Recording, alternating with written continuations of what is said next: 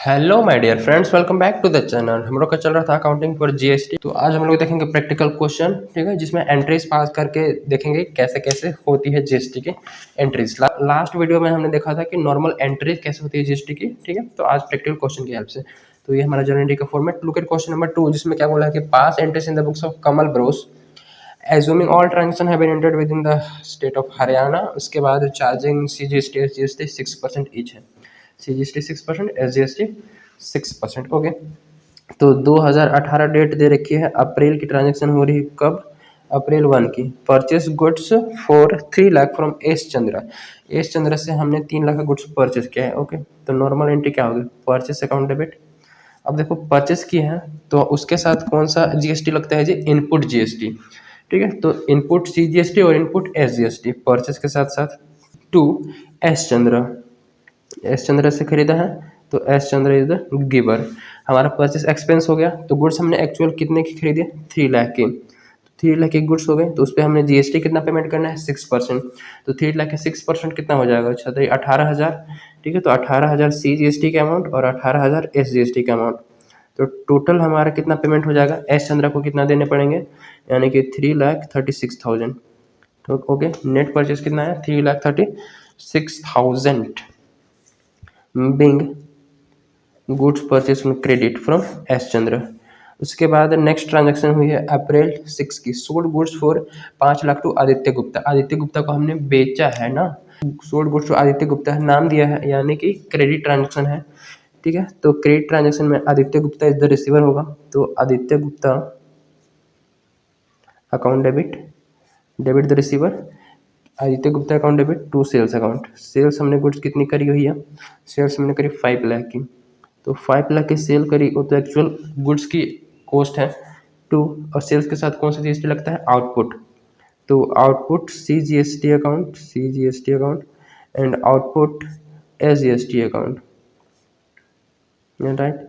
इसमें भी 6% डाल दो, यानी कि 5 लाख का 6% कितना हो जाएगा? 5 छक 30,000। तो ये 30,000 और ये 30,000, सी जीएसटी का 30,000 और एस जीएसटी का, मतलब टोटल 5,60,000 इंक्लूडिंग जीएसटी हमने क्या किया है? आदित्य गुप्ता को सोल्ड किया, ठीक है। Being goods sold to Aditya Gupta on credit. Okay, उसके बाद अप्रैल 6 के बाद अप्रैल 8 को देखो, return goods to S Chandra 20,000। हमने एस चंद्रा से क्या किया था? परचेस किया था, तो हमारी लायबिलिटी अराइज हुई थी पेमेंट करने की। अब गुड्स रिटर्न कर रहे हैं, तो जितना रिटर्न करेंगे वो उतनी की लायबिलिटी रिड्यूस हो जाएगी। तो लायबिलिटी रिड्यूस होती है तो किधर? डेबिट साइड में रिड्यूस होती है ना। तो S Chandra account debit, S Chandra account debit कितना का गुड्स हमने रिटर्न किया है? Purchase return to purchase return. हमने गुड्स रिटर्न किया 20,000। अब 20,000 का गुड्स का प्राइस है तो उसके साथ जीएसटी भी तो इंक्लूड होगा ना। तो टू परचेस के साथ कौन सा जीएसटी लगाए थे? इनपुट। तो यहाँ भी input C GST account, C GST account to input S GST account, right. अब 20,000 का 6%, यानी कि 20,000 का 6% अगर यहाँ देखोगे तो कितना? 20,000 इंटू 6%, ये हो जाएगा 1200। तो 1200 सी जीएसटी और 1200 एस जीएसटी, यानी कि 2400। तो ये हो जाएगा हमारा 22,400 टोटल, ठीक है। 22,400 का गुड्स हमने क्या कर दिया? रिटर्न कर दिया including GST, being goods return to S Chandra. उसके बाद अप्रैल 8 के बाद देखोगे तो डायरेक्ट 15 की ट्रांजेक्शन हुई है। Aditya Gupta return goods for 16,000। अब आदित्य गुप्ता को हमने बेचा था, तो आदित्य गुप्ता हमारे लिए डेटर बन गया था कि वो पैसे देगा। अब आदित्य गुप्ता क्या कर रहा है? रिटर्न कर रहा है गुड्स, तो उतना से हमारा डेटर कम हो जाएगा, जो कि हमें क्या करना पड़ेगा? उसको फिर क्रेडिट करना पड़ेगा। आदित्य गुप्ता जब रिसीव किया था तो डेबिट, अब जब रिटर्न करें तो वो क्रेडिट हो जाएगा। तो sales return account debit, sales किए थे तो क्रेडिट, और सेल्स रिटर्न करेंगे तो डेबिट हो जाएगा, ये उल्टा हो जाएगा। सेल्स रिटर्न अकाउंट डेबिट कितना का भैया सेल्स रिटर्न हुआ है? देखोगे तो 16,000 का, 16,000 का तो सेल्स रिटर्न, उसके साथ जीएसटी वाला भी अमाउंट रिटर्न हुआ होगा।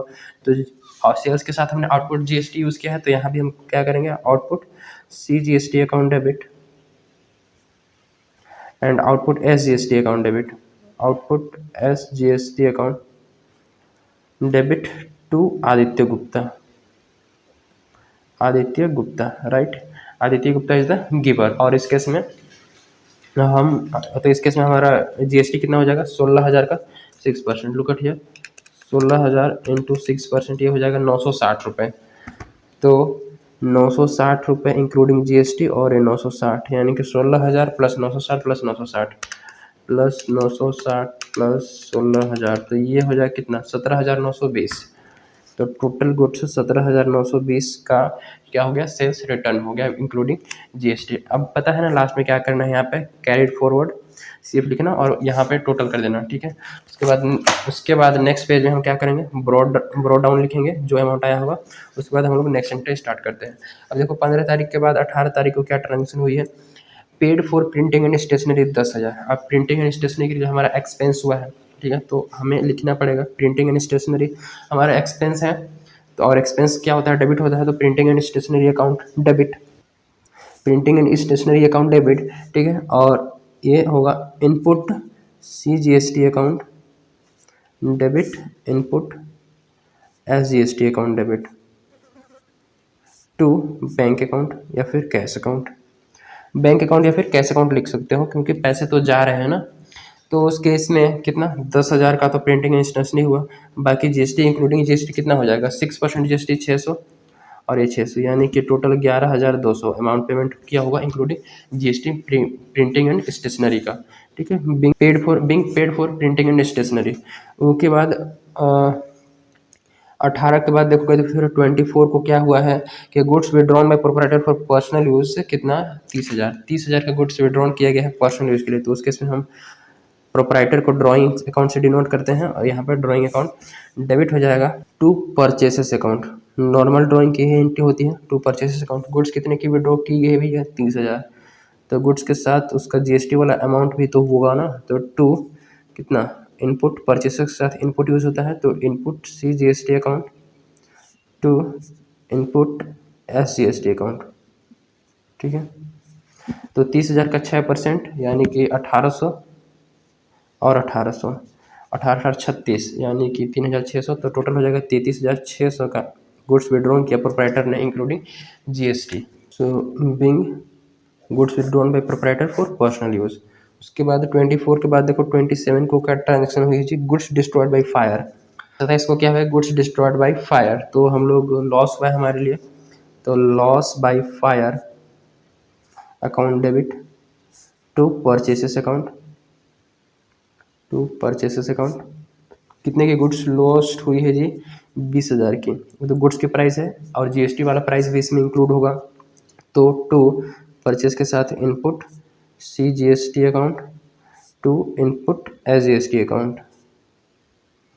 तो 20,000 का 6%, 20,000 इंटू 6% ये हो जाएगा 1,200।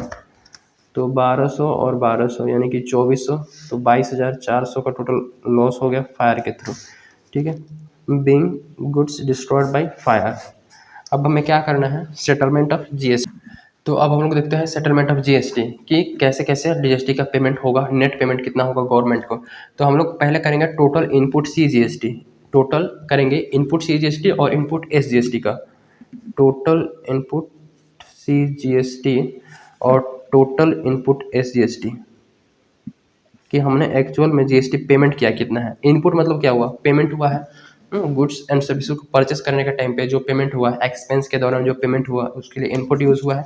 तो टोटल हमने जीएसटी पेमेंट कितने की, इनपुट CGST देखो पहले तो शुरू से इंटरेस्ट में देखोगे तो इनपुट CGST कितनी, डेबिट साइड में 18,000, ठीक है, 18,000 इनपुट CGST।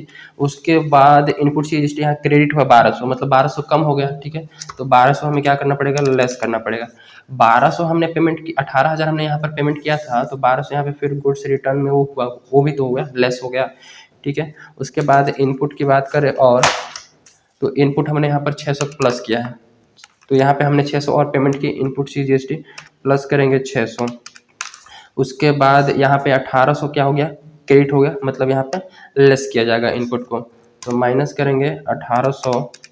उसके बाद इनपुट CGST 1,200 और लेस करना है, माइनस करेंगे 1,200। तो टोटल हमने 14,400 का इनपुट GST हुआ है और इनपुट SGST भी 14,400 का ही होगा क्योंकि दोनों तो साथ में इक्वल अमाउंट से चल रहे हैं। तो टोटल इनपुट CGST कितना, 14,400 आया और SGST भी 14,400। और टोटल करते हैं हम किसकी, आउटपुट कि हमने कितना कलेक्ट किया, CGST और आउटपुट SGST। टोटल करते हैं आउटपुट CGST और आउटपुट SGST की, ठीक है, तो पता चलेगा हम कितना कलेक्ट किए हैं। आउटपुट मतलब जब हमने सामान सेल किया होगा तब हमने GST के साथ अमाउंट कलेक्ट किया होगा, तो ये कलेक्ट वाला शो करता है। तो हमने कितना कलेक्ट किया उसको देखते हैं। तो शुरू से एंट्री में देखोगे तो हमारा यहाँ पे रहा आउटपुट CGST 30,000 का, तो लुक एट हियर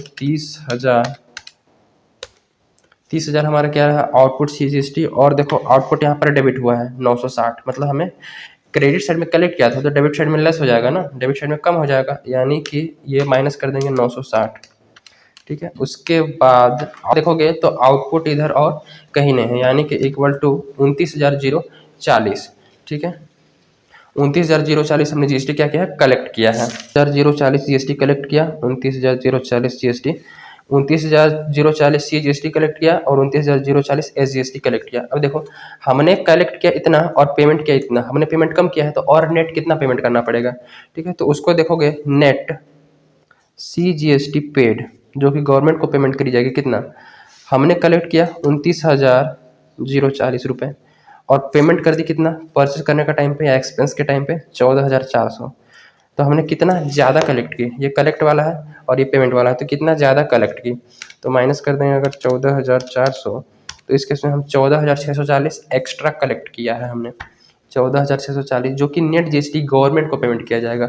और नेट SGST पेड कितना, नेट SGST पेमेंट होगा 29,040, तो ये कलेक्ट हुआ है, माइनस करेंगे 14,400, यानी कि ये भी 14,640 रुपये क्या किया जाएगी गवर्नमेंट को पेमेंट कर दिया जाएगा। तो इस टाइप से GST का हमें एडजस्टमेंट करना है, पहले टोटल कर लेना है, उसके बाद देख लेना है कि हमने आउटपुट और इनपुट किस में से ज़्यादा है। अगर आउटपुट ज़्यादा है तो हमें और एक पेमेंट करना पड़ेगा, अगर इसमें इनपुट ज़्यादा है तो आउटपुट से ही एंट्री पास करेंगे, हमारा कोई टैक्स लायबिलिटी नहीं होगा। देखो इनपुट ज़्यादा हो जाएगा ना, मतलब हमने ज़्यादा पेमेंट कर दी है, ज़्यादा पेमेंट कर दी है, हमारे पास कोई लायबिलिटी नहीं है टैक्स पेमेंट करने की, तो उस केस में हमें जितना कलेक्ट हुआ है आउटपुट से एंट्री पास करेंगे, ठीक है। इनपुट से एंट्री पास नहीं होगी क्योंकि ऑलरेडी हमने ज़्यादा पेमेंट कर दिया है, और जो जितना एक्स्ट्रा पेमेंट किया है उस केस में जितना एक्स्ट्रा पेमेंट किया है वो नेक्स्ट पीरियड में क्या किया जाएगा सेट ऑफ किया जाएगा। यहाँ पे हमने ज़्यादा कलेक्ट किया है और कितना ज़्यादा 14,640, तो हमारी टैक्स लायबिलिटी है पेमेंट करने की, गवर्नमेंट को पेमेंट करी जाएगी नेट GST।